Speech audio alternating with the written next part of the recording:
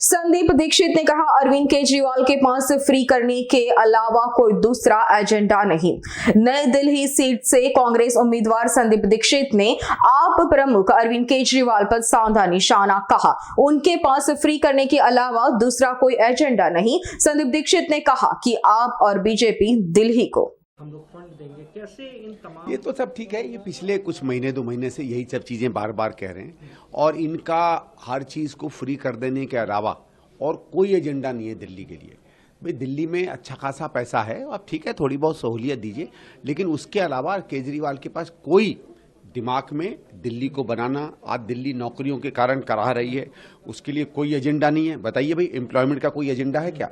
मुझे बहुत सी माएँ, बहुत सी बहनें कहती हैं जब हम बात करते हैं 2500 रुपये महीने देने की, कि ठीक है भाई साहब आप दे तो रहे हो, हमारा घर कैसे चलेगा?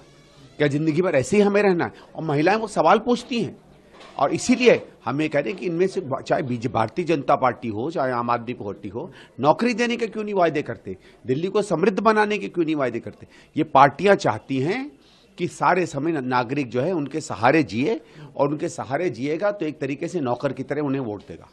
सर ट्वीट भी किया है, एक आरटीआई ट्वीट जी किया है, उसमें क्या देखिए, ये मैं एक बात बता रहा हूँ कि आदमी जैसे इन्होंने वायदे किए, झूठा कितना बोलता है। आपको याद होगा इन्होंने कहा कि हमने इतनी बसें खरीद ली हैं, नई बसें खरीद ली हैं, शानदार बसें खरीद ली हैं।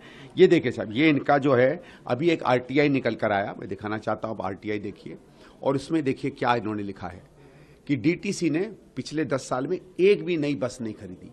और नीचे क्या लिखा है कि इन्होंने जो डीटीसी में इलेक्ट्रिक बसें लाई हैं वो भी भारत सरकार का एक मॉडल है, जिसमें भारत सरकार आपको जो है लीज आउट या क्या करती है बसों को, ये गवर्नमेंट ऑफ इंडिया की स्कीम, उसके तहत लिया, वो भी 1600। सारी बसें पुरानी, सब पुरानी हो गई हैं। आपको याद होगा लाल और हरी बसें आज से कोई 12-15 साल हो गए, उसके पहले खरीदी गई थी, वो रिप्लेस नहीं हुई हैं, नई बसें नहीं आ रही हैं। तो होगा क्या दिल्ली का? कहाँ जाएंगे? और आप कह रहे हैं कि आपने बसें बढ़ा दी हैं, आपने ये बढ़ा दी। मतलब इतना सरासर नीरा झूठ बोलता है ये मुख्यमंत्री। मुझे समझ में नहीं आता है कि क्या भैया जरा सी भी तो कोई शर्म होनी चाहिए। अच्छा नहीं लगता बार बार ये कह के? तो जब आदमी अपनी किए कराए काम पर भी उल्टा बोल सकता है, तो आने वाले समय में इसका एक भी वायदा क्या सच होगा? मुझे तो बहुत शक है इस पे।